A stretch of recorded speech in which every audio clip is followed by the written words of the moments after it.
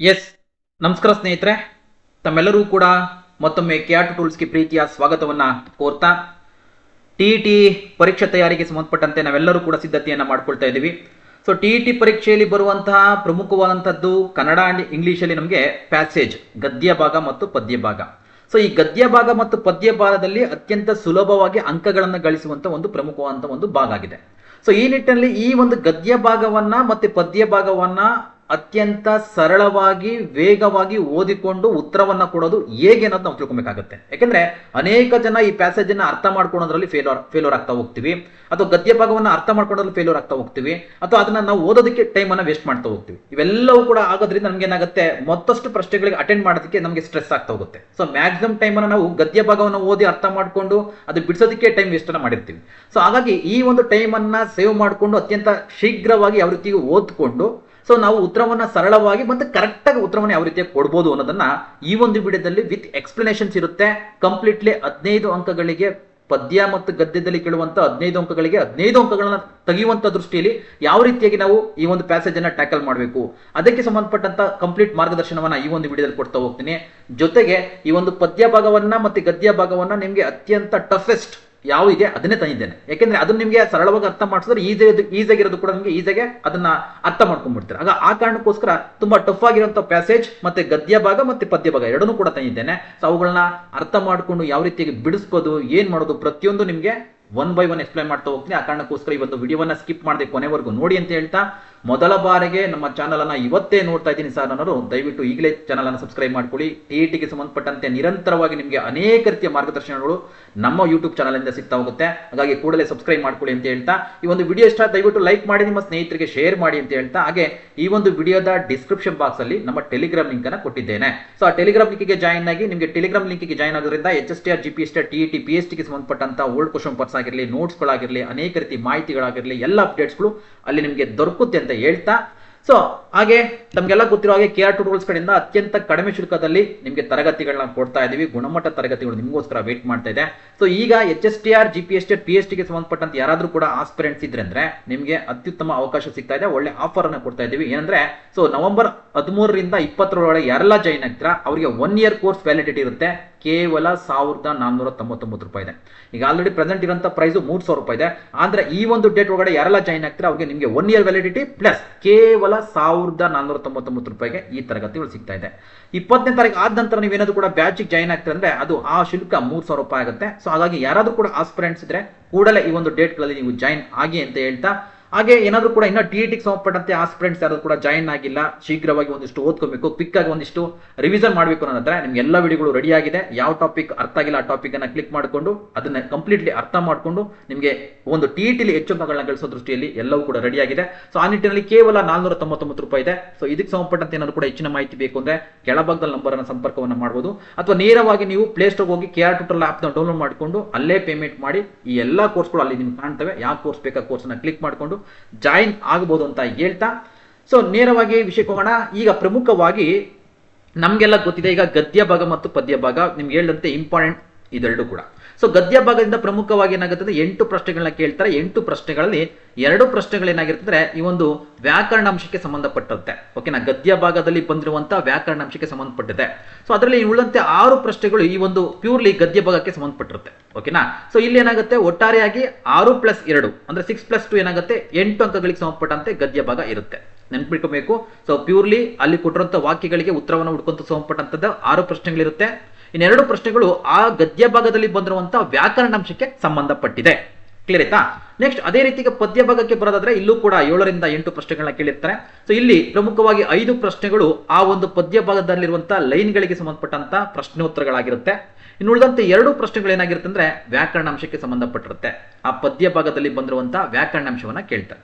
So ಆ ನಿಟ್ಟಿನಲ್ಲಿ ಇದು ನಮಗೆ ಮೊದಲಿಗೆ ತಿಳ್ಕೊಂಡಿರ್ಬೇಕಾಗತ್ತೆ. ಒಟ್ಟಾರೆಯಾಗಿ 15 ಅಂಕಗಳು, 15 ಅಂಕಗಳಲ್ಲಿ 15 ಅಂಕಗಳನ್ನ ಗಳಿಸಲೇಬೇಕು. ಯಾವುದೇ ರೀತಿಗೆ ಫೇಲ್ ಆಗಬಾರ್ದು. ಯಾವ ರೀತಿ ಹೇಗೆ ಎಲ್ಲವನ್ನು ಕೂಡ ಹೇಳೋಣ. ಸೊ ಹಾಗಾಗಿ ಇಲ್ಲಿ ಮೊದಲಿಗೆ ನಾವು ತಿಳ್ಕೊಬೇಕು, ಗದ್ಯ ಭಾಗವನ್ನಾಗಿರ್ಲಿ ಅಥವಾ ಪದ್ಯ ಭಾಗವನ್ನಾಗಿರ್ಲಿ, ನಾವು ಇಲ್ಲಿ time management very very important ಆಗುತ್ತೆ. ನಾವು ಟೈಮ್ ಮ್ಯಾನೇಜ್ಮೆಂಟ್ ಮಾಡಿದ್ರೆ ತುಂಬಾ ಎಡುತ್ತೀವಿ. ಸೊ ಈ ಗದ್ಯ ಭಾಗವನ್ನು ಓದೋದಕ್ಕೆ ಸುಮಾರು ಟೈಮ್ ಅನ್ನು ಕೊಡ್ತೀವಿ. ನೋಡಿ, ಸುಮಾರು ಟೈಮ್ ಅನ್ನು ಕೊಟ್ಟು ಅದನ್ನ ತುಂಬಾ ಅರ್ಥ ಮಾಡ್ಕೊಂಡು ಅದರ ಬಗ್ಗೆ PhD ಮಾಡೋಂಥದ್ದು ಬೇಕಾಗಿಲ್ಲ. ಸರಳವಾಗಿ ಹೇಳ್ತೀನಿ, ತುಂಬಾ ಟೈಮ್ ಅನ್ನು ಕೊಟ್ಟು ಅದ್ರ ಮೇಲೆ PhD ಏನು ಕೇಳಲ್ಲ ನಮಗೆ. ಜಸ್ಟ್ ಏನ್ ಬೇಕಾಗಿರೋದು ನಮಗೆ ಕೇಳಿರೋಂಥ ಕ್ವಶನ್ಸ್ಗೆ ಉತ್ತರವನ್ನು ಹುಡುಕ್ಬೇಕಷ್ಟೇ. ಅಲ್ಲಿ ಕೂತ್ಕೊಂಡು ಟೈಮ್ ವೇಸ್ಟ್ ಮಾಡ್ಕೊಂಡು PhD ಮಾಡೋಂಥ ಅವಶ್ಯಕತೆ ಇಲ್ಲ. ಜಸ್ಟ್ ಕ್ವಶನ್ ಓದಬೇಕು, ಉತ್ತರ ಹುಡುಕ್ಬೇಕು, ಅಷ್ಟೇ ಬೇಕಾಗಿರೋದು. ಹಂಗಂದ್ರೆ ನಮ್ಗೆ ಇದು 15 ನಿಮಿಷದಲ್ಲಿ ಕೆಲಸ ಮುಗ್ಬಿಡಬೇಕು. ಯಾಕಂದ್ರೆ 1 ಮಾರ್ಕ್ಸ್ಗೆ 1 ಅಂಕಗಳಂತಂದ್ರೆ ನಮ್ಗೆ ಏನಾಗುತ್ತೆ, ವಿತಿನ್ ಅಷ್ಟರೊಳಗೆ ಒಳಗಡೆ ಮುಗಿಸ್ಬೇಕು, 15 ಮಿನಿಟ್ಸ್ ಒಳಗಡೆ ನಾವು ಮುಗಿಸ್ಬೇಕು. ಓಕೆನಾ? ಸೊ ಆ ನಿಟ್ಟಿನಲ್ಲಿ ಇಲ್ಲಿ ಒಂದಿಷ್ಟು ನಾವು ಪ್ಲಾನ್ ಅನ್ನು ಮಾಡ್ಕೋಬೇಕಾಗುತ್ತೆ. ಹಾಗಾದ್ರೆ ಏನ್ ಮಾಡ್ಬೇಕು ಸರ್, ನಾವು ಹೇಗ್ ಮಾಡ್ಬೇಕಾಗಾದ್ರೆ ನೋಡಿ, ಅದೆಲ್ಲವನ್ನು ಕೂಡ ಈಗ 1 by 1 ಹೇಳ್ತಾ ಹೋಗ್ತೀನಿ. ಯಾವ ರೀತಿ ಕೀ ಪಾಯಿಂಟ್ಗಳನ್ನ ಕ್ಯಾಚ್ ಮಾಡ್ಕೋಬೇಕು, ಕೀ ಪಾಯಿಂಟ್ಗಳನ್ನ ನೋಟ್ ಮಾಡ್ಕೋಬೇಕು, ಅದ್ರ ಪ್ರಕಾರವಾಗಿ ಯಾವ ರೀತಿ ಉತ್ತರವನ್ನು ಹುಡುಕಬೇಕು, ಎಲ್ಲವನ್ನು ಕೂಡ ವಿತ್ ಪ್ರಾಕ್ಟಿಕಲಿ ಡಿಸ್ಕಷನ್ ಮಾಡೋಣ. ನೋಡಿ, ಈಗ ನಿಮ್ಗೆ ಹೇಳಿದೆ ಮೊದಲಿಗೆ ಈ ಒಂದು ಪದ್ಯ ಭಾಗಗಳು ಬರುತ್ತೆ. ಓಕೆನಾ? ಮೊದಲಿಗೆ ಬರೋದು ಗದ್ಯ ಭಾಗ. ಗದ್ಯ ಭಾಗವನ್ನು ಎಕ್ಸ್ಪ್ಲೈನ್ ಮಾಡ್ತೀನಿ 1 by 1. ಆನಂತರ ನಿಮಗೆ ಅರ್ಥ ಆಗ್ತಾ ಹೋಗುತ್ತೆ. ನೋಡಿ, ಇಲ್ಲಿ ಪ್ರಮುಖವಾಗಿ ಒಂದು ಗದ್ಯ ಭಾಗವನ್ನು ತಂದಿದ್ದೇನೆ. ಇಲ್ಲಿ ಗದ್ಯ ಭಾಗವನ್ನ ನೋಡಿದ ಕೂಡಲೇ ನಾವೇನ್ ಮಾಡ್ತಾ ಹೋಗ್ತೀವಿ ಅಂದ್ರೆ, ಮೊದಲು ಎಲ್ಲರೂ ಮಾಡುವಂತ ಮ್ಯಾಕ್ಸಿಮಮ್ ತಪ್ಪೇನಂದ್ರೆ ಓದ್ಕೊಂಡು ಕೂತ್ಕೊಂತೀವಿ. ಗದ್ಯ ಭಾಗ ಸಿಕ್ತು, ಈಗಿನ ದಿನಗಳಲ್ಲಿ ಎಷ್ಟು ಮಂದಿ ಅಂತ ನಾವು ಓದಕ್ಕೆ ಸ್ಟಾರ್ಟ್ ಮಾಡ್ತೀವಿ. ಅದು ತಪ್ಪು, ಅದನ್ನ ಮಾಡಬೇಡಿ, ಅದು ಮೊದಲ ತಪ್ಪು. ಸೊ ಆ ರೀತಿ ಮಾಡ್ತಾ ಇದ್ರೆ ಅಂದ್ರೆ ನಿಮ್ಗೆ ಏನಾಗುತ್ತೆ ಅಂದ್ರೆ ಟೈಮ್ ಕಿಲ್ ಮಾಡೋದಕ್ಕೆ ಮೊದಲ ರೀಸನ್ ಆಗುತ್ತೆ. ಹೆಂಗಾಗುತ್ತೆ ಸರ್, ಮೊದಲಿಗೆ ಗದ್ಯ ಭಾಗವನ್ನು ಓದ್ತೀವಿ, ಆನಂತರ ಪ್ರಶ್ನೆಗಳನ್ನ ನೋಡ್ತೀವಿ, ಪ್ರಶ್ನೆಗಳಿಗೆ ಉತ್ತರವನ್ನು ಹುಡುಕಕ್ಕೆ ಮತ್ತೊಮ್ಮೆ ಗದ್ಯ ಭಾಗವನ್ನು ಓದ್ತೀವಿ. ಹಾಗಾದ್ರೆ ಗದ್ಯ ಭಾಗವನ್ನು ಓದಕ್ಕೆ ಮೊದಲು 10 ನಿಮಿಷ ತಗೊಂಡ್ವಿ, ಪ್ರಶ್ನೆಯನ್ನು ಓದ್ವಿ, ಪ್ರಶ್ನೆಯನ್ನು ಉತ್ತರವನ್ನು ಹುಡುಕಕ್ಕೆ ಮತ್ತೆ 10 ನಿಮಿಷ ತಗೊಂಡ್ವಿ. ಟೋಟಲ್ ಆಗಿ ಒಂದು ಗದ್ಯ ಭಾಗವನ್ನು ಮುಗಿಸಕ್ಕೆ 20 ನಿಮಿಷ ತಗೊಂಡ್ಬಿಡ್ತೀವಿ. ಟೈಮ್ ಕಿಲ್ ಆಗ್ತಿರುತ್ತೆ, ಪ್ರೆಸರ್ ಕ್ರಿಯೇಟ್ ಆಗ್ತಿರುತ್ತೆ. ಮತ್ತೊಂದು ಪ್ರಶ್ನೆಗಳಿಗೆ, ಈಸಿಯಾಗಿರುವಂತಹ ಪ್ರಶ್ನೆಗಳಿಗೆ ಉತ್ತರವನ್ನು ತಪ್ಪು ಕೊಡೋದಕ್ಕೆ ಇದು ಕಾರಣ ಆಗುತ್ತೆ. ಹಾಗಾಗಿ ಮೊದಲಿಗೆ ಈ ಒಂದು ಸುಲಭವಾಗಿ ಉತ್ತರವನ್ನು ಮಾಡ್ಕೊಂತ ಹೋದಂದ್ರೆ ಮುಂದೆ ಕೂಡ ಟೈಮ್ ಇರುತ್ತೆ, ಈಸಿಯಾಗಿ ಮಾಡ್ಕೊಂತ ಹೋಗೋದು. ಹಾಗಾಗಿ ಈ ತಪ್ಪನ್ನ ಮಾಡಬಾರ್ದು. ಹಾಗಾಗಿ ಏನ್ ಮಾಡೋದು ಸರ್ ನಾವು ಅಂದ್ರೆ, ಮೊದಲಿಗೆ ಪ್ರಶ್ನೆಗಳನ್ನ ಓದ್ಕೊಬೇಕು. ಯಾವೆಲ್ಲ ಪ್ರಶ್ನೆಗಳಿದಾವೆ ಆ ಪ್ರಶ್ನೆಗಳ ಕೀ ಪಾಯಿಂಟ್ ಅನ್ನ, ಕೀವರ್ಡ್ ಅನ್ನ ನೋಡ್ಕೊಬೇಕು. ನೋಡಿ, ಮಕ್ಕಳ ಚಾರಿತ್ರ್ಯ ನಿರ್ಮಾಣದಲ್ಲಿ ಪ್ರಭಾವಿಸುವ ಮುಖ್ಯ ಅಂಶಗಳು ಅಂತ ಕೇಳಿದ್ದಾನೆ. ಇಲ್ಲಿ ಚಾರಿತ್ರ್ಯ ನಿರ್ಮಾಣ ಅನ್ನೋ ಒಂದು ಕೀ ಪಾಯಿಂಟ್ ಇದೆ. ಚಾರಿತ್ರ್ಯ ನಿರ್ಮಾಣ, ಈ ಒಂದು ಕೀ ಪಾಯಿಂಟ್ ಅನ್ನ ನೆನ್ಪಿಟ್ಕೊಬೇಕು. ಮೊದಲನೇ ಕ್ವಶನ್ಸ್ ಏನಿದೆ, ಚಾರಿತ್ರ್ಯ ನಿರ್ಮಾಣ. ನಾವು ಪ್ಯಾಸೇಜ್ ಓದ್ಬೇಕಾದ್ರೆ ಚಾರಿತ್ರ್ಯ ನಿರ್ಮಾಣ ಅಂತ ಒಂದು ಕೀ ಪಾಯಿಂಟ್ ಅಥವಾ ಕೀವರ್ಡ್ ಸಿಕ್ತಂದ್ರೆ ಅಲ್ಲಿ ಅಂಡರ್ಲೈನ್ ಮಾಡ್ಕೊಂಡು ಇಡಬೇಕು. ನಮಗೆ ಅಂಡರ್ಲೈನ್ ಮಾಡಬೇಕು, ಯಾವ ರೀತಿ ಮಾಡಬೇಕು, ಏನ್ ಮಾಡಬೇಕು ಅಂತ ನಿಮಗೆ ಹೇಳ್ತೀನಿ ಮುಂದೆ. ಇಲ್ಲಿ ಚಾರಿತ್ರ್ಯ ನಿರ್ಮಾಣ ಬಗ್ಗೆ ಕೇಳಿದ್ದಾನೆ. ಎರಡನೇ ಪ್ರಶ್ನೆ ಏನಾಯ್ತಂದ್ರೆ, ಪ್ರಸ್ತುತ ಸಮಾಜದಲ್ಲಿ ಬಹುತೇಕ ಪಾಲಕರು ತಮ್ಮ ಮಕ್ಕಳ ಶಿಕ್ಷಣದ ಬಗ್ಗೆ ಅಷ್ಟಾಗಿ ಪರಿಗಣಿಸದ ಅಂಶ ಅಂತ ಇದೆ. ನೋಡಿ, ಶಿಕ್ಷಣದ ಬಗ್ಗೆ ಅಂದ್ರೆ ಮಕ್ಕಳ ಶಿಕ್ಷಣದ ಬಗ್ಗೆ ಪರಿಗಣಿಸದ ಅಂತ ಇದೆ. ಇಲ್ಲಿ ಮಕ್ಕಳ ಶಿಕ್ಷಣ ಮತ್ತೆ ಪರಿಗಣಿಸದ ಇವೆರಡು ಕೀ ಪಾಯಿಂಟ್ಗಳು ನಾವು ನೆನ್ಪಿಟ್ಕೊಬೇಕಾಗತ್ತೆ. ಮಕ್ಕಳ ಶಿಕ್ಷಣ, ಪರಿಗಣಿಸದ. ಮೊದಲಿಗೆ ಯಾವ್ದು ನೋಡಿದ್ವಿ ನಾವು, ಚಾರಿತ್ರ್ಯಕ್ಕೆ ಸಂಬಂಧಪಟ್ಟಂತೆ, ನಿರ್ಮಾಣಕ್ಕೆ ಸಂಬಂಧಪಟ್ಟಂತೆ ನೋಡಿದ್ವಿ. ಎರಡನೇದು ಇಲ್ಲಿ ಒಂದಿಷ್ಟು ಅಷ್ಟಾಗಿ ಪರಿಗಣಿಸದ ಅಂಶ. ಸೊ ಏನಂದ್ರೆ ಇವು 4-5 ಪ್ರಶ್ನೆಗಳು ಇರ್ತಾವೆ ಅಷ್ಟೇ. 4-5 ಪ್ರಶ್ನೆಗಳ ಕೀ ಪಾಯಿಂಟ್ ನಿಮ್ಮ ತಲೆಯಲ್ಲಿ ಇಟ್ಕೊಳ್ಳೇಬೇಕಾಗುತ್ತೆ. ಅಷ್ಟಾದ್ರೂ ಮಾಡೋಕೆ ಮಿನಿಮಮ್. ಓಕೆನಾ? ನೋಡಿ, ಮಕ್ಕಳ ಶಿಕ್ಷಣದಲ್ಲಿ ಮುಖ್ಯವಾಗಿ ಗಳಿಸಿಕೊಳ್ಳಬೇಕಾದ ಅಂಶಗಳು. ನೋಡಿ, ಮಕ್ಕಳ ಶಿಕ್ಷಣದಲ್ಲಿ ಮುಖ್ಯವಾಗಿ ಗಳಿಸಿಕೊಳ್ಳಬೇಕಾದದ್ದು ಅಥವಾ ಪಡೆದುಕೊಳ್ಳಬೇಕಾದಂತ ಅಂಶಗಳು ಯಾವುದು, ಇದು ಕೂಡ ಈಸಿಯಾಗಿ ನಮಗೆ ತಲೆಗೆ ಹೋಗುತ್ತೆ ಪ್ರಶ್ನೆ. ಮುಂದಿನ ಪ್ರಶ್ನೆ, ಮಕ್ಕಳ ಶಿಕ್ಷಣದಲ್ಲಿ ಇದು ಹೆತ್ತವರ ಹಾಗೂ ತಜ್ಞರ ಅಸಹಾಯಕತೆಗೆ ಹಿಡಿದ ಕೈಗನ್ನಡಿ. ಇಲ್ಲಿ ಕೈಗನ್ನಡಿ ಅನ್ನೋದು ಕೀ ಪಾಯಿಂಟ್ ಇದೆ. ಓಕೆನಾ? ಮೂರನೇ ಕೀ ಪಾಯಿಂಟ್ ಸಿಕ್ತು, ಕೈಗನ್ನಡಿ. ಈಗ ನಾವು ಪ್ಯಾಸೇಜ್ ಅನ್ನು ಓದ್ಬೇಕಾದ್ರೆ ಕೈಗನ್ನಡಿ ಅಂತ ಸಿಕ್ಕಿದ ತಕ್ಷಣ ಅಲ್ಲಿ ಅಂಡರ್ಲೈನ್ ಮಾಡ್ಕೊಬೇಕು. ಮುಂದೆ ನೋಡೋಣ, 5ನೇ ಪ್ರಶ್ನೆ ಏನಿದೆ ಅಂತ. ಎಂದೆಂದಿಗೂ ಬದಲಿಸಲಾಗದ ಅದೃಷ್ಟವನ್ನು ನಾವು ನಿತ್ಯವೂ ಅಣಿಯುತ್ತಿರುತ್ತೇವೆ. ಈ ಮಾತು ಪ್ರಕಟಿಸುವ ಅರ್ಥ. ಸೊ ಇಲ್ಲಿ ಏನಾಗಿದೆ ಅಂದ್ರೆ, ಈ ಮಾತನ್ನ ವಾಕ್ಯಕ್ಕೆ ಸಂಬಂಧಪಟ್ಟಂತ ಅರ್ಥವನ್ನ ಏನ್ ಕೊಡುತ್ತೆ ಅನ್ನೋದು ನಮ್ಗೆ ಏನಾಗುತ್ತೆ, ಇಡೀ ಪ್ಯಾಸೇಜ್ ಅನ್ನ ಓದಿದಾಗ ನಮ್ಗೆ ಅರ್ಥ ಗೊತ್ತಾಗುತ್ತೆ. ಹಾಗಾಗಿ ಇಲ್ಲಿ ನಮ್ಗೆ ಏನಾಗುತ್ತೆ ಅಂದ್ರೆ, ಇದಕ್ಕೆ ಅರ್ಥವನ್ನ ಕೇಳೋದ್ರಿಂದ ನೇರವಾಗಿ ಪ್ರಶ್ನೋತ್ತರದಲ್ಲಿ ಸಿಗೋದಿಲ್ಲ. ನಾವು ಕಂಪ್ಲೀಟ್ಲಿ ಅದನ್ನ ಜನರಲೈಸ್ ಮಾಡಿ ನೋಡಿದಾಗ ಆ ಒಂದು ಪಾಯಿಂಟ್ ನಮ್ಗೆ ಉತ್ತರ ಸಿಗುತ್ತೆ. ಹಾಗಾಗಿ ಇದ್ರ ಬಗ್ಗೆ ನಾವು ಅಷ್ಟೊಂದು ತಲೆ ಕೆಡ್ಸ್ಕೊಳ್ಳೋದು ಬೇಡ. ಯಾಕಂದ್ರೆ ಇಲ್ಲಿ ಅರ್ಥವನ್ನ ಕೇಳಿದ್ದಾನೆ, ಇಡೀ ಪ್ಯಾಸೇಜ್ ಅನ್ನ ಓದಿದಾಗ ನಮ್ಗೆ ಅರ್ಥ ಗೊತ್ತಾಗುತ್ತೆ. ನೋಡಿ, ನೆಕ್ಸ್ಟ್ ಪ್ರಶ್ನೆ ಇದೆ, ಕೆಲವೇ ದಿನಗಳಲ್ಲಿ ನಡೆದಾಡುವ ಮೂಟೆಗಳು ನಾವಾಗುತ್ತೇವೆ. ಈ ಮಾತಿನಲ್ಲಿ ವ್ಯಕ್ತವಾಗುವ ಅರ್ಥ ಮತ್ತೊಮ್ಮೆ ಕೇಳ್ದ. ಅಂದ್ರೆ ಇಡೀ ಪ್ಯಾಸೇಜ್ ಅನ್ನು ಓದಿದಾಗ ಏನಾಗುತ್ತೆ, ಒಂದಿಷ್ಟು ನಮಗೆ ಆ ಒಂದು ಸಾರಾಂಶ ಸಿಗುತ್ತೆ. ಆ ಸಾರಾಂಶದ ರೂಪದಲ್ಲಿ ಈ ಪ್ರಶ್ನೆಗಳನ್ನ ಕೊಟ್ಟಿರ್ತಾರೆ. ಹಾಗಾಗಿ ಆ ಸಾರಾಂಶವನ್ನ ನಮಗೆ ಗೊತ್ತಾಗಬೇಕು ಅಂದ್ರೆ ಪ್ಯಾಸೇಜ್ ಅನ್ನು ಓದಬೇಕು. ಆ ನಿಟ್ಟಿನಲ್ಲಿ ಇದು ಕೂಡ ನಮ್ಮ ತಲೆಗೆ ಇಟ್ಕೊಳ್ಳೋಣ. ಇನ್ನು ಅದನ್ನ ಬಿಟ್ರಂತೆ ನಿಮಗೆ ಇಲ್ಲೊಂದಿಷ್ಟು ವ್ಯಾಕರಣಾಂಶಕ್ಕೆ ಕೇಳಿದ್ದಾನೆ. ಒಳ್ಳೆಯತನ ಯಾವುದಕ್ಕೆ ಸಂಬಂಧಪಟ್ಟಿದೆ, ವ್ಯಾಕರಣಾಂಶ ಕೇಳಿದ್ದಾನೆ. ಜೀವನ ಸಂಗ್ರಾಮ, ಇದು ಕೂಡ ವ್ಯಾಕರಣಾಂಶ ಆಗಿದೆ. ಇದನ್ನ ಆ ನಂತರ ನಾವು ಬಿಡಿಸೋಣ. ಈಗ ಮೊದಲಿಗೆ ನಾವು ನೋಡ್ತಾ ಹೋಗೋಣ. ಮೊದಲಿಗೆ ನಿಮ್ಗೆ ಗೊತ್ತಾಯ್ತು ಕೀ ಪಾಯಿಂಟ್ಸ್, ಚಾರಿತ್ರ್ಯ ಒಂದು, ಅದೇ ರೀತಿ ಕೈಗನ್ನಡಿ, ಪರಿಗಣಿಸದ ಅಂಶ. ಸೊ ಈ ಕೀ ಪಾಯಿಂಟ್ ನಾವು ನೆನಪಲ್ಲಿ ಇಟ್ಕೊಂಡಿದ್ದೀವಿ. ಸೊ 1 by 1 ನೋಡ್ಕೊಂತ ಹೋಗೋಣ.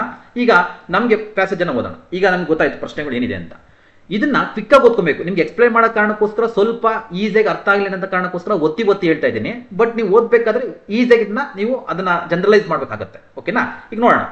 ಈಗಿನ ದಿನಗಳಲ್ಲಿ ಎಷ್ಟೋ ಮಂದಿ ತಂದೆ ತಾಯಿಯಂದಿರು ತಮ್ಮ ಮಕ್ಕಳ ಶಿಕ್ಷಣಕ್ಕಾಗಿ ಹೆಚ್ಚು ಅಥವಾ ಹಣ ವೆಚ್ಚ ಮಾಡಲು ಹಿಂಜರಿಯುವುದಿಲ್ಲ. ಸೊ ಈಗಿನ ದಿನಗಳಲ್ಲಿ ಎಷ್ಟೋ ಮಂದಿ ತಂದೆ ತಾಯಿಯಂದಿರು ತಮ್ಮ ಮಕ್ಕಳ ಶಿಕ್ಷಣಕ್ಕಾಗಿ ಹಣ ವೆಚ್ಚ ಮಾಡಲು ಹಿಂಜರಿಯುವುದಿಲ್ಲ. ಮಕ್ಕಳ ಭವಿಷ್ಯ ಭವ್ಯವಾಗಬೇಕೆಂಬ ಅವರ ಕನಸು ಸಹಜವಾದುದೇ.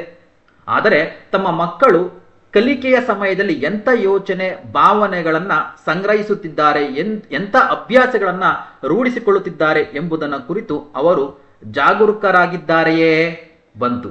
ಅಂದ್ರೆ ಎಚ್ಚರಗೊಂಡಿದ್ದಾರೆಯೇ, ನಿಮಗೆ ಪ್ರಶ್ನೆಲಿತ್ತು ಎಚ್ಚರ ವಹಿಸಬೇಕು, ಯಾವ ಎಚ್ಚರ ವಹಿಸಬೇಕು, ಇಲ್ಲಿ ಏನಾಗಿದೆ ಇಂಡೈರೆಕ್ಟ್ಲಿ ಜಾಗರೂಕರಾಗಿದ್ದಾರೆಯೇ ಎಂಬ ಪ್ರಶ್ನೆಗೆ ಸಂಬಂಧಪಟ್ಟಂತೆ ಏನ್ ಮಾಡಿದಾರೆ ಅಂದ್ರೆ ಇಲ್ಲಿ ಯಾವುದನ್ನ ಪರಿಗಣಿಸಿಲ್ಲ ಬಂತು. ಅಂದ್ರೆ ಬಹುತೇಕ ಪಾಲಕರು ತಮ್ಮ ಮಕ್ಕಳ ಶಿಕ್ಷಣದ ಬಗ್ಗೆ ಅಷ್ಟಾಗಿ ಪರಿಗಣಿಸಿಲ್ಲ ಅನ್ನೋದು ಈ ಪಾಯಿಂಟ್ ಅಲ್ಲಿ ಬರ್ತಾ ಇದೆ. ಹಾಗಾಗಿ ಇಲ್ಲಿ ಜಾಗರೂಕರಾಗಿದ್ದಾರೆಯೇ ಅನ್ನೋದ್ರ ಬಗ್ಗೆ ನಾನು ಒಂದಿಷ್ಟು ಪಾಯಿಂಟ್ ಅನ್ನ ಮಾಡ್ಕೊಂತೀನಿ. ಇಲ್ಲಿ ಕೀ ಪಾಯಿಂಟ್ ಅನ್ನ ಮಾಡ್ಕೊಂಡೆ ಅಥವಾ ಅಂಡರ್ಲೈನ್ ಅನ್ನ ಮಾಡ್ಕೊಂಡೆ ಅಥವಾ ಮಾರ್ಕ್ ಅನ್ನ ಮಾಡ್ಕೊಂಡೆ. ನೆಕ್ಸ್ಟ್ ನೋಡ್ತಾ ಹೋಗೋಣ. ಓದು ಬರಹ ಕಲಿತ ಮಕ್ಕಳು ಜೀವನ ಸಂಗ್ರಾಮವನ್ನು ಎದುರಿಸಲು ಸಹಾಯಕವಾಗುವ ವಿಚಾರಗಳಿಗಿಂತಲೂ ಮನುಷ್ಯರ ದೌರ್ಬಲ್ಯಗಳನ್ನ ರಂಜಕವಾಗಿ ತೋರಿಸುವ, ವರ್ಣಿಸುವ ಅಸಂಖ್ಯ ಚಲನಚಿತ್ರ ಮತ್ತು ಬರಹಗಳಿಂದ ಸಾಕಷ್ಟು ಪ್ರಭಾವಿತರಾಗುತ್ತಾರೆ. ಸಂಶೋಧಕ ವಿಜ್ಞಾನಿಗಳ, ಸಾಹಸಿ ಉದ್ಯಮಶೀಲ ವ್ಯಕ್ತಿಗಳ, ಸ್ವಾರ್ಥ ತ್ಯಾಗಿಗಳ, ಕರ್ಮವೀರರ, ದೇಶ ಪ್ರೇಮ ಸಮಾಜ ಸೇವಕರ, ದೈವವನ್ನ ನೆಚ್ಚಿ ಬದುಕಿದ ಸಾಧು ಸಂತರ ಜೀವನದ ಸಂದೇಶಗಳನ್ನ ಅವರು ಓದುವುದೇ ಇಲ್ಲವೆಂದರೂ ಸಲ್ಲದು. ಮನುಷ್ಯರ ಶೀಲವರ್ಧನೆಗೆ ಬೇಕಾಗುವ ಸಾಮಗ್ರಿಗಳನ್ನ ಬೆಳವಣಿಗೆಯ ಅತ್ಯುತ್ತಮ ಸಮಯದಲ್ಲಿ ಮಕ್ಕಳಿಗೆ ನೀಡಲಾಗದಿರುವುದು ಒಂದು ದೊಡ್ಡ ದೌರ್ಭಾಗ್ಯ ಮಾತ್ರವಲ್ಲ, ನಮ್ಮ ಶಿಕ್ಷಣ ತಜ್ಞರೆನಿಸಿಕೊಂಡವರ ಎತ್ತವರ ಅಸಹಾಯಕತೆ ಮತ್ತು ದೂರದರ್ಶಿತ್ವದ ಅಭಾವಕ್ಕೆ ಹಿಡಿದ ಕೈಗನ್ನಡಿಯಂತೆ. ಅಥವಾ ಕೈಗನ್ನಡಿಯೂ ಹೌದು ನೋಡಿ, ಕೈಗನ್ನಡಿಯೂ ಹೌದು. ಯಾವುದು ಕೈಗನ್ನಡಿ? ಇಲ್ಲಿ ಬಂತು, ಮನುಷ್ಯರ ಶೀಲವರ್ಧನೆಗೆ ಬೇಕಾಗುವ ಸಾಮಗ್ರಿಗಳು ಅಂತ. ಓಕೆನಾ? ಇಲ್ಲಿ ಪಾಯಿಂಟ್ ಅನ್ನ ಮಾಡ್ಕೊಂಡ್ವಿ, ಹೌದಾ? ನೆಕ್ಸ್ಟ್, ವ್ಯಕ್ತಿಯ ಚಾರಿತ್ರ್ಯ ನಿರ್ಮಾಣದಲ್ಲಿ ಯೋಚನೆ ಮತ್ತು ಒಳ್ಳೆಯ ಸಂಸ್ಕಾರವನ್ನ ನಿರ್ಮಿಸುವ ಅಭ್ಯಾಸಗಳ ಪಾತ್ರ, ಮೌಲ್ಯ ಮಹಾತ್ಮೆಗಳನ್ನ ತಿಳಿದವರಿಗೆ ಮಾತ್ರ ಈ ಮಾತು ಅರ್ಥವಾಗುತ್ತದೆ. ನೋಡಿ, ನಮ್ಗೇನಾಯ್ತು ಅಂದ್ರೆ ಪ್ರಮುಖವಾಗಿ ಉತ್ತಮ ಚಾರಿತ್ರ್ಯ ನೆನಪಿದ್ಯಾ? ಉತ್ತಮ ಚಾರಿತ್ರ್ಯ ನಿರ್ಮಿಸುವಂತ ಮುಖ್ಯ ಅಂಶಗಳು ಯಾವುದು ಅಂತ ಕೇಳಿದ್ರು, ಹೌದಾ? ಆ ಚಾರಿತ್ರ್ಯಕ್ಕೆ ಸಂಬಂಧಪಟ್ಟಂತೆ ಇಲ್ಲಿ ಪ್ರಶ್ನೆ ಬರುತ್ತೆ, ಉತ್ತಮ ಚಾರಿತ್ರ್ಯ. ಓಕೆನಾ? ಪಾಯಿಂಟ್ ಮಾಡ್ಕೊಂಡ್ವಿ. ಉತ್ತಮ ಚಾರಿತ್ರ್ಯ ಮೊದಲೇ ಪ್ರಶ್ನೆ ಇತ್ತು, ಉತ್ತಮ ಚಾರಿತ್ರ್ಯ ಅಂತ. ಈಗ ಅದನ್ನು ಕೀ ಪಾಯಿಂಟ್ ಮಾಡ್ಕೊಂಡು ಎಷ್ಟಾದ್ರು ಕೀ ಪಾಯಿಂಟ್ಸ್ ಈಗ ನಾವು ಅಂಡರ್ಲೈನ್ ಮಾಡ್ಕೊಂಡು 3 ಪ್ರಶ್ನೆಗಳಿಗೆ ಒಂದಿಷ್ಟು ನೇರವಾಗಿ ನೋಡಿದ ತಕ್ಷಣ ಉತ್ತರವನ್ನು ಕೊಡುವಂತ ದೃಷ್ಟಿಯಲ್ಲಿ ರೆಡಿ ಆಗಿದ್ದೀವಿ. ಈಗ ನೋಡ್ತಾ ಹೋಗೋಣ ಮುಂದೆ. ಇಲ್ಲಿ ಪಾತ್ರ ಮೌಲ್ಯದನ ಇದು ಸಂಬಂಧಪಟ್ಟಂಗೆ ಮಾತ್ರ ಈ ಮಾತು ಅರ್ಥವಾಗಿದ್ದು, ಇಲ್ಲಿಗೆ ನಾನು ಸ್ಟಾಪ್ ಮಾಡಿದ್ದೇನೆ. ಮುಂದೆ, ಅಭ್ಯಾಸಗಳು ಮೊದಲಿಗೆ ಜೇಡನ ಬಲೆಯ ನೂಲಿನಂತೆ, ಆದರೆ ಬರಬರುತ್ತಾ ಕಬ್ಬಿಣದ ತಂತಿಗಳಂತೆ ನಮ್ಮನ್ನ ಬಲವಾಗಿ ಹಿಡಿದುಕೊಳ್ಳುತ್ತವೆ ಎನ್ನುವ ಗಾದೆ ಬಾಲ್ಯದಿಂದಲೇ ಒಳ್ಳೆಯ ಅಭ್ಯಾಸಗಳನ್ನ ರೂಢಿಸಿಕೊಳ್ಳಲು ಅವಶ್ಯಕತೆಯನ್ನು ಸಾರುತ್ತದೆ.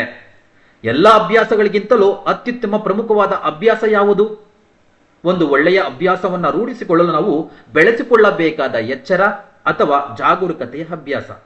ಒಳ್ಳೆಯತನದಲ್ಲಿ ವಿಶ್ವಾಸ, ಒಳ್ಳೆಯವನಾಗಬೇಕೆಂಬ ಸಂಕಲ್ಪಗಳೇ ನಮ್ಮನ್ನ ದೋಷಮುಕ್ತರನ್ನಾಗಿ ಮಾಡುವ ಶಕ್ತಿಯನ್ನ ನೀಡುವುದಿಲ್ಲ. ನಾವು ರೂಢಿಸಿಕೊಂಡ ಬೇಡದ ಅಭ್ಯಾಸಗಳನ್ನ ಮುರಿಯಬೇಕು, ಹೊಸ ಅಭ್ಯಾಸಗಳನ್ನ ನಮ್ಮದಾಗಿ ಮಾಡಿಕೊಳ್ಳಬೇಕು. ವ್ಯಕ್ತಿಯೊಬ್ಬ 20 ರಿಂದ 30 ವರ್ಷ ವಯಸ್ಸಿನೊಳಗೆ ಬುದ್ಧಿಶಕ್ತಿಯ ಬೆಳವಣಿಗೆ ಮತ್ತು ಉದ್ಯೋಗಕ್ಕೆ ಸಂಬಂಧಿಸಿದ ಅಭ್ಯಾಸಗಳನ್ನ ಸಂಗ್ರಹ ಮಾಡಿರುತ್ತಾನೆ.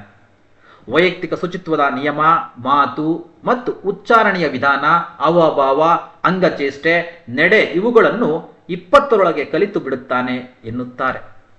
ಸೊ ಈ 2ನೇ ಪ್ಯಾರದಲ್ಲಿ ಅಷ್ಟೊಂದು ನಮಗೆ ಕೀ ಪಾಯಿಂಟ್ಗೆ ಸೂಕ್ತವಾದಂತ ಯಾವುದೇ ರೀತಿ ನಾವು ನೋಡ್ತಿಲ್ಲ. ಯಾಕೆಂದ್ರೆ ಆಲ್ರೆಡಿ 3 ಪಾಯಿಂಟ್ ಆಗಿದೆ, 4ನೇ ಪ್ರಶ್ನೆ ಒಂದೇ ಪ್ರಶ್ನೆ ಬಾಕಿ ಇರೋದು. ಅದ್ರ ಬಗ್ಗೆ ನೋಡ್ತಾ ಹೋಗೋಣ. ಆದ್ರೂ ಕೂಡ ಓದಲೇಬೇಕು, ಸಾರಾಂಶ ಏನಿದೆ ಅಂತ ಗೊತ್ತಾಗಬೇಕಲ್ಲ. ಓಕೆನಾ? ನೆಕ್ಸ್ಟ್, ಕೆಲವೇ ದಿನಗಳಲ್ಲಿ ನಡೆದಾಡುವ ಅಭ್ಯಾಸಗಳ ಮೂಟೆಗಳು ನಾವಾಗುತ್ತೇವೆ ಬಂತು. ಇದೇ ಪದಕ್ಕೆ ಸಂಬಂಧಪಟ್ಟಂತೆ ಅವರು ಅರ್ಥವನ್ನು ಕೇಳಿದ್ದಾರೆ.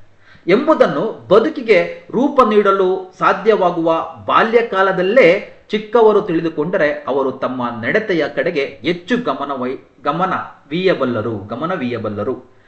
ಎಂದೆಂದೂ ಬದಲಿಸಲಾಗದ ಅದೃಷ್ಟವನ್ನು ನಾವು ನಿತ್ಯವೂ ಅಣಿಯುತ್ತಿರುತ್ತೇವೆ. ನೋಡಿ, ಇದು ಕೂಡ ಕೇಳಿದನ ಅರ್ಥ ಎಂದು ಮನೋವಿಜ್ಞಾನಿ ಹೇಳುತ್ತಾನೆ. ಆದುದರಿಂದ ಅಕ್ಷರ ವಿದ್ಯೆಯ ಜೊತೆಗೆ ಬದುಕನ್ನ ಹಸನಾಗಿಸುವ ವಿವಿಧ ಸಂಸ್ಕಾರಗಳ ನಿರ್ಮಾಣದ ಕಡೆಗೂ ಎತ್ತವರು, ಶಿಕ್ಷಕರು ಎಷ್ಟೊಂದು ಗಮನವೀಯಬೇಕು. ಅರ್ಥ ಆಯ್ತಲ್ಲ? ಅಂದ್ರೆ ಇಲ್ಲಿ ಮಕ್ಕಳಿಗೆ ಎಜುಕೇಶನ್ಸ್ ಅನ್ನ ಕೊಡ್ಬೇಕಾದ್ರೆ ಯಾವುದಕ್ಕೆ ಹೆಚ್ಚು ಫೋಕಸ್ ಅನ್ನ ಮಾಡಬೇಕು ಅನ್ನೋ ಸಂಬಂಧಪಟ್ಟಂತೆ ಈ ಸಾರಾಂಶ ಇದೆ.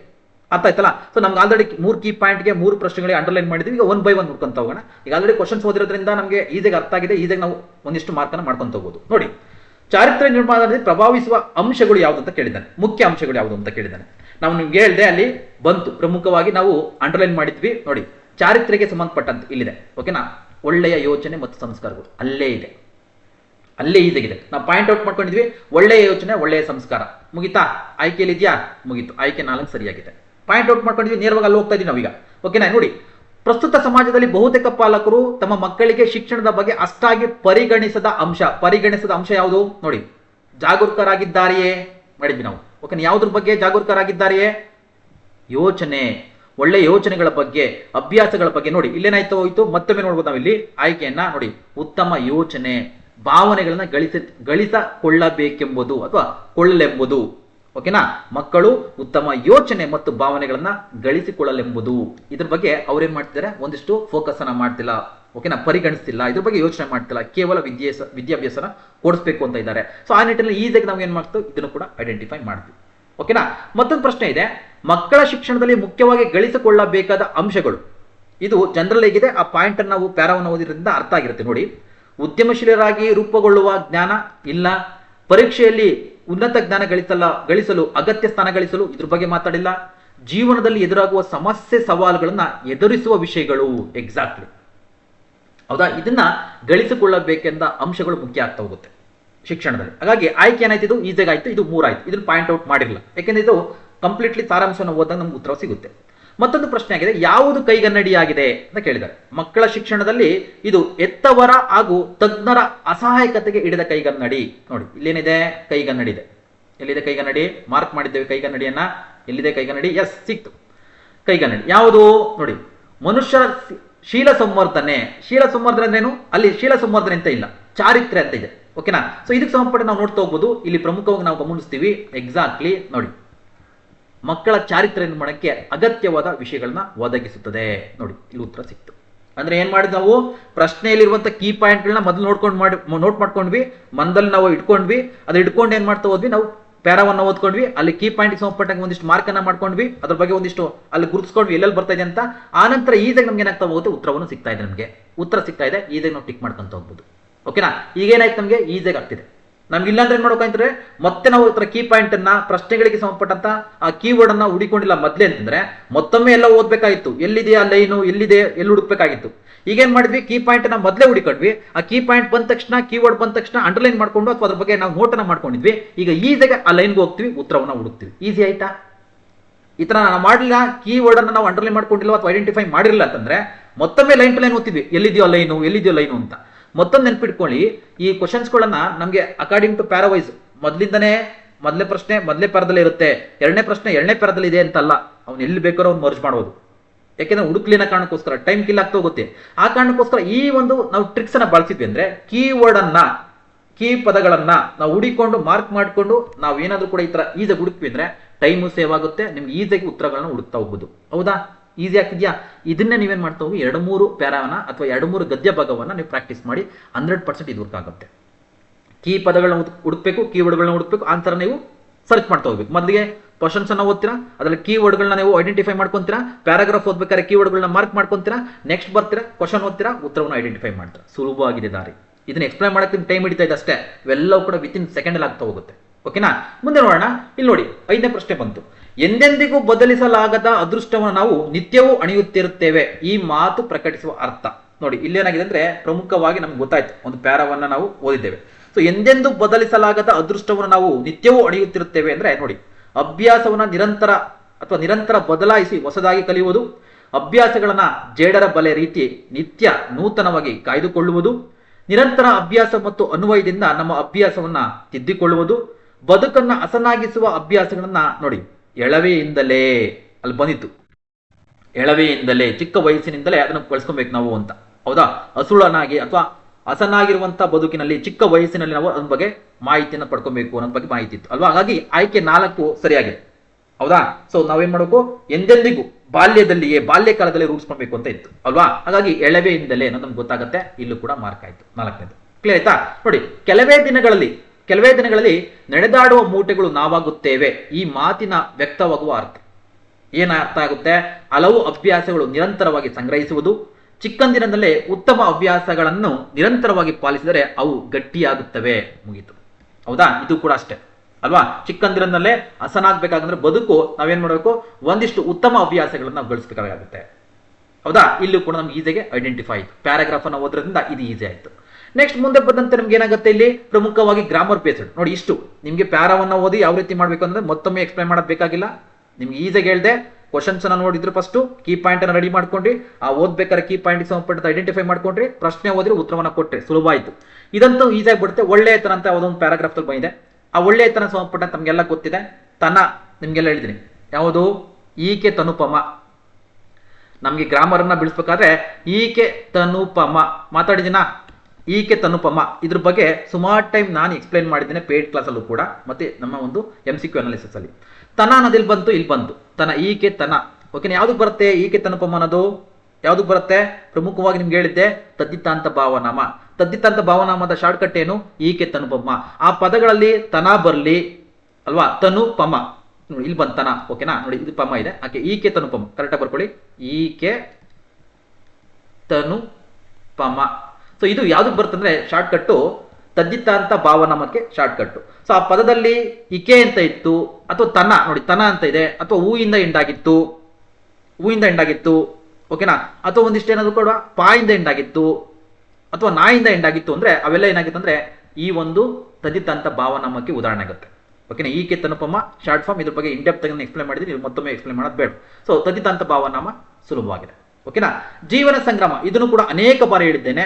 ಜೀವನ ಸಂಗ್ರಾಮ ಈ ವಾಕ್ಯದಲ್ಲಿ ಜೀವನ ಎಂಬುದು ಉಪಮೇಯ, ಸಂಗ್ರಾಮ ಅನ್ನೋದು ಉಪಮಾನ, ಇವೆರಡೂ ಕೂಡ ಒಂದೇ, ಯಾವುದೇ ಭೇದವಿಲ್ಲ ಅಂತ ಹೇಳ್ತಾ ಇದೆ. ಹಾಗಾಗಿ ಇದೇನಾಗುತ್ತಂದ್ರೆ ರೂಪಕ ಅಲಂಕಾರ ಆಗುತ್ತೆ, ರೂಪಕ ಅಲಂಕಾರ. ಕ್ಲಿಯರ್ ಆಯ್ತಾ? ಸೊ ಇಷ್ಟು ನಾವೇನ್ ಮಾಡಿದ್ವಿ, ಹುಡುಕಿದ್ವಿ. ಈಗ 8 ಅಂಕಗಳಿಗೆ 8 ಅಂಕಗಳು ನಿಮ್ಗೆ ಸಿಕ್ಕಿದೆ. ಕ್ಲಿಯರ್ ಆಯ್ತಾ? ಈಗ ಮತ್ತೊಂದು ಬರಬೇಕಾದ್ರೆ ಯಾವ್ದು ನಿಮ್ಗೆ ಪ್ರಮುಖವಾಗಿ ಬರುತ್ತದು ಪದ್ಯ.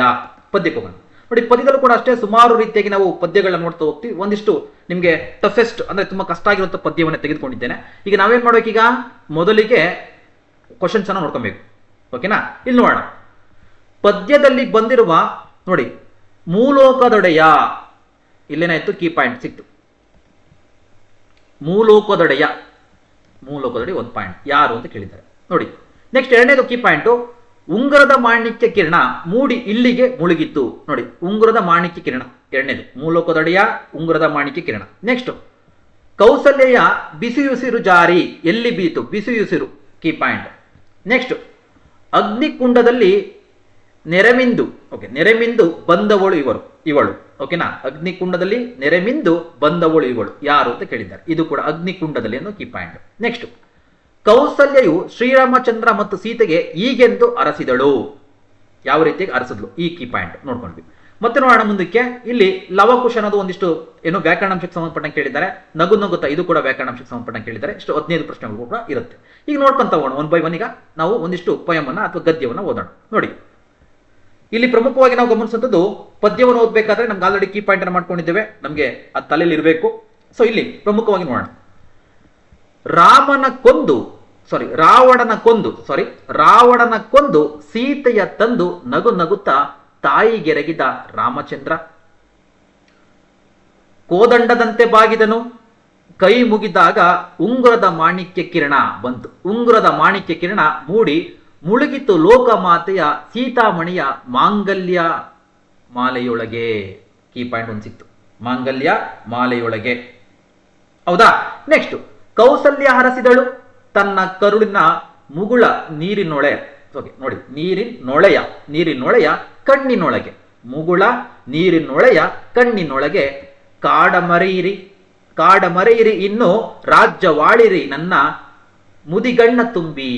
ನೋಡಿ, ಇದು ಪಾಯಿಂಟ್ ವೆರಿ ವೆರಿ ಇಂಪಾರ್ಟೆಂಟ್. ಯಾಕೆಂದ್ರೆ ಅವಳು ಕೇಳಿದ್ರು ಏನಂತ ಅರ್ಸಿದ್ಲು ಅನ್ನೋದು ಪಾಯಿಂಟ್ ಕೂಡ ಇದೆ. ಹೌದಾ? ನೆಕ್ಸ್ಟ್ ಮುಂದೆ ನೋಡ್ತಾ ಹೋಗೋಣ. ಪ್ರಮುಖವಾಗಿ ನೋಡಿ, ಮೂಲೋಕದೊಡೆಯ ಶ್ರೀರಾಮಚಂದ್ರನ ವರಸಿ ಬಂತು. ಮೂಲೋಕದೊಡೆಯ ಯಾರು ಅಂತ ಕೇಳಿದ್ರು, ಶ್ರೀರಾಮಚಂದ್ರನ ವರಸಿ. ಹೌದಾ? ನೆಕ್ಸ್ಟ್ ವರಸಿ ಕಾಡಿನಲ್ಲಿ ಕೂಡಿ ತಿರುಗಿ ಭೂಲೋಕದೊಳಗೆಲ್ಲ ದುಃಖಗಳನ್ನು ಅನುಭವಿಸಿ ಎರಡಲ್ಲ ಎಂದು ಎನಿಸಿ ರಣಭೂಮಿಯಲ್ಲಿ ರಕ್ತ ನದಿಯೊಳಗೆ ನಡೆತಂದು ರುದ್ರನಿಗೆ ಹಬ್ಬ ಉಣಿಸಿ ಪತಿ ಭಕ್ತಿಯಿಂದ ಅಗ್ನಿಕೊಂಡದಲ್ಲಿ, ನೋಡಿ ಇಲ್ಲಿ ಬಂತು, ಪತಿ ಭಕ್ತಿಯಿಂದ ಅಗ್ನಿಕೊಂಡದಲ್ಲಿ ನೆರೆಮಿಂದು ಬಂದವಳು ಸೊಸೆಯ ಅರಸಿ. ಯಾರು ಅಂತ ಗೊತ್ತಾಗ್ತದೆ ಈಗ ನಿಮಗೆ. ಕೌಸಲ್ಯೆ ಕಣ್ತುಂಬ ನೋಡಿದಳು, ಬಿಸಿಯುಸಿರು ಬೀಸಿತ್ತು ಜಾನಕಿಯ ಮುಖದ ಮೇಲೆ.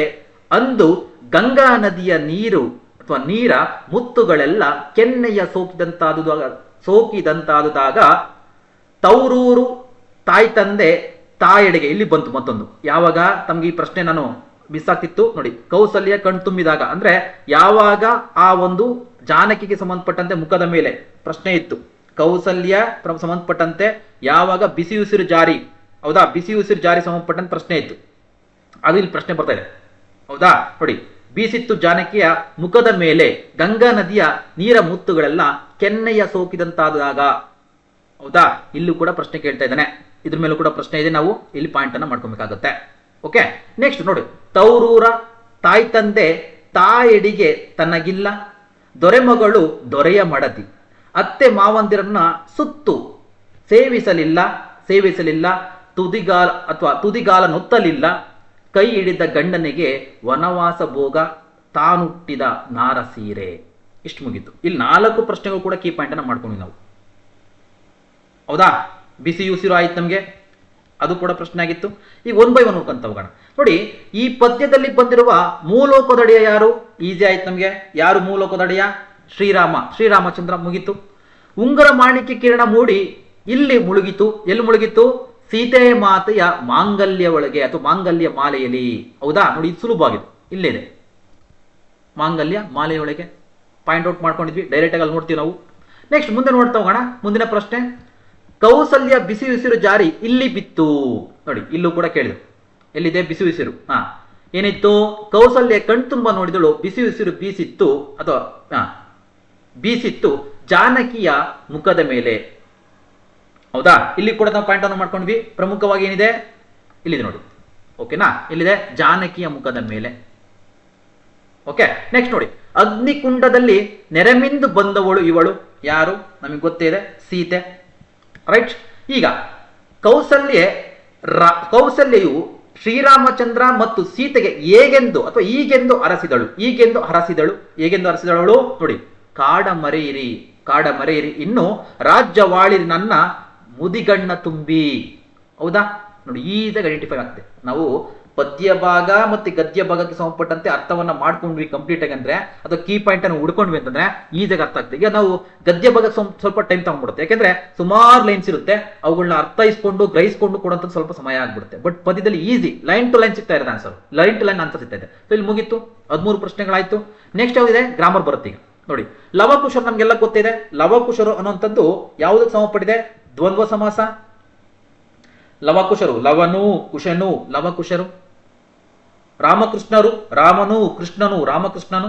ಕೃಷ್ಣಾರ್ಜುನರು, ಕೃಷ್ಣನು ಅರ್ಜುನನು, ಕೃಷ್ಣಾರ್ಜುನನು. 2 ಅಥವಾ ಅದಕ್ಕಿಂತ ಹೆಚ್ಚು ನಾಮಪದಗಳು ಸೇರಿ ಎಲ್ಲಾ ಪದಗಳ ಅರ್ಥವು ಕೂಡ ಮುಖ್ಯವಾಗಿದ್ದರೆ ಏನ್ ಕರಿತೀವಿ ನಾವು? ದ್ವಂದ್ವ ಸಮಾಸ. ಹೇಳಿದ್ದೇನೆ. ನೋಡೋಣ, ನಗುತ್ತ. ಇದು ಕೂಡ ಇದೆ. ದ್ವಿರುಕ್ತಿ, ಅನುಕರಣವ್ಯಯ, ನುಡಿಗಟ್ಟು, ಜೋಡಿ ಪದ. ದ್ವಿರುಕ್ತಿ ಬಂತು, ನಗುತ್ತ. ದ್ವಿ ಉಕ್ತಿ, 2 ಪದಗಳು ಬರ್ತಾ ಹೋಗುತ್ತೆ. ನಗುತ್ತ ಅಂದ್ರೆ ಏನು? ನಗುತ್ತಾ ಪ್ಲಸ್ ನಗುತ್ತಾ, ನಗುತ್ತಾ ಪ್ಲಸ್ ನಗುತ್ತಾ, ಏನಾಯ್ತು? ದ್ವಿರುಕ್ತಿ, 2 ಪದಗಳು ಸಿಕ್ತು ನಮಗೆ. ಅದೇ ತರ ಅಲ್ಲಲ್ಲಿ, ಈಗೀಗ, ಒಂದೊಂದು, ಒಮ್ಮೊಮ್ಮೆ, ಇವೆಲ್ಲವೂ ಕೂಡ ನೋಡ್ಬೋದು, ಹೌದಾ. ಸೊ ಈ ರೀತಿಗೆ ನಾವು ನೋಡ್ಕೊಂತ ಹೋಗ್ಬೋದು, ಹೌದಾ. ಸೊ ಆಯ್ಕೆ ಏನಾಯ್ತು ಇಲ್ಲಿ? 1 ಈಸ್ ದ ರೈಟ್ ಆನ್ಸರ್, ದ್ವಿರುಕ್ತಿ. ಸೊ ಈ ರೀತಿಯಾಗಿ ಕಂಪ್ಲೀಟ್ಲಿ ನಮಗೆ ವಿತಿನ್, ನಾನು ಎಕ್ಸ್ಪ್ಲೈನ್ ಮಾಡೋದಕ್ಕೆ ತುಂಬಾ ಟೈಮ್ ತಗೊಂಡಿದ್ದೀನಿ, ಅದು ಸೆಕೆಂಡ್ರಿ. ಬಟ್ ವಿತಿನ್ ನಮಗೆ 15 ಮಿನಿಟ್ಸ್ ಒಳಗಡೆ 15 ಮಿನಿಟ್ಸ್ ಒಳಗಡೆ 15 ಅಂಕಗಳನ್ನ ಸುಲಭವಾಗಿ ನಾವು ಗಳಿಸ್ಬೋದು. ಸರಳವಾಗಿ ಯಾವ ರೀತಿ ಮಾಡ್ಬೇಕಂದ್ರೆ ನಿಮ್ಗೆ ಆಲ್ರೆಡಿ ಗೊತ್ತಾಗಿದೆ. ಕ್ವಶನ್ಸ್ ಓದ್ತೀರಾ, ಕೀ ಪಾಯಿಂಟ್ ರೆಡಿ ಮಾಡ್ಕೊಂತೀರಾ, ಆ ಕೀ ಪಾಯಿಂಟ್ ನಾವು ಅಂಡರ್ಲೈನ್ ಅಥವಾ ಅದ್ರ ಬಗ್ಗೆ ಐಡೆಂಟಿಟಿ ಮಾಡ್ಕೊಂತ ಹೋಗ್ತೀರಾ, ಗುರುಸ್ಕೊಂತ ಹೋಗ್ತೀರಾ. ನೆಕ್ಸ್ಟ್ ಕ್ವಶನ್ಸ್ ನೋಡ್ತೀರಾ, ಉತ್ತರ ಇದಕ್ಕೆ ಸಿಗ್ತಾ ಹೋಗುತ್ತೆ. ಇದೇ ಟ್ರಿಕ್ಸ್. ಈ ಟ್ರಿಕ್ಸ್ ಅನ್ನ ಪಾಲಿಸಿದೆ ಆದ್ರೆ 100% ನಿಮಗೆ 15ಕ್ಕೆ 15 ಅಂಕಗಳು ಯಾವುದೇ ಕಾರಣಕ್ಕೂ ತಪ್ಪಿಲ್ಲ ಅಥವಾ ಮಿಸ್ ಆಗೋದಿಲ್ಲ. ಎಲ್ಲವೂ ಕೂಡ ನಿಮಗೆ ಉತ್ತರಗಳು ಸಿಗ್ತಾ ಹೋಗುತ್ತೆ, ಎಲ್ಲವೂ ಕೂಡ ಅಂಕಗಳು ಸಿಗ್ತಾ ಹೋಗುತ್ತೆ. ಸೊ ಇದಕ್ಕೆ ಪ್ರಯತ್ನವನ್ನ ಮಾಡ್ತಾ ಹೋಗಿ. ಇದರ ಮೇಲೆ ಒಂದಿಷ್ಟು 2-3 ಪ್ಯಾರವನ್ನ ಅಥವಾ 2-3 ಗದ್ಯ ಭಾಗವನ್ನ, ಪದ್ಯ ಭಾಗವನ್ನ ಇದೇ ಮಾದರಿಯಲ್ಲಿ ಅಭ್ಯಾಸವನ್ನ ಮಾಡಿ 100% ಇದು ವರ್ಕ್ ಆಗುತ್ತೆ. ನಿಮಗೆ 15ಕ್ಕೆ 15 ಅಂಕಗಳನ್ನ ಕೊಡುತ್ತೆ ಅಂತ ಹೇಳ್ತಾ, ನನ್ನ ಪ್ರಕಾರ ಈ ಒಂದು ಟ್ರಿಕ್ಸ್ ಮತ್ತೆ ಟಿಪ್ಸ್ ಮತ್ತೆ ನಿಮ್ಗೆ ಹೇಳ್ಕೊಟ್ಟಂತ ವಿಚಾರಗಳು ಅನುಕೂಲ ಆಗುತ್ತೆ ಅಂತ ಭಾವಿಸ್ತಾ ಇಲ್ಲಿಗೆ ಈ ತರಗತಿಯನ್ನು ಮುಗಿಸ್ತಾ ಇದ್ದೀನಿ. ಸೊ ಮುಂದಿನ ಒಂದು ವಿಷಯದೊಂದಿಗೆ ಮತ್ತೆ ಇಂಗ್ಲಿಷ್ಗೆ ಸಂಬಂಧಪಟ್ಟಂತೆ ಬೇಕು ಅಂದ್ರೆ ಕಮೆಂಟ್ ಅನ್ನ ಮಾಡಿ, ಇಂಗ್ಲಿಷ್ ಬಗ್ಗೆ ಚರ್ಚೆ ಮಾಡೋಣ. ಸೊ ಎಲ್ಲರೂ ಕೂಡ ಕಮೆಂಟ್ ಮಾಡಿದ್ರೆ ಮಾತ್ರ ಇದಕ್ಕೆ ಸಂಬಂಧಪಟ್ಟಂತೆ ಇಂಗ್ಲಿಷ್ ಸಂಬಂಧಪಟ್ಟಂಗೆ ತರ್ತೀನಿ ಅಂತ ಹೇಳ್ತಾ, ಸೊ ಇಲ್ಲಿಗೆ ಈ ತರಗತಿಯನ್ನು ಮುಗಿಸ್ತಾ ಇದ್ದೀನಿ. ಸೊ ಧನ್ಯವಾದಗಳು.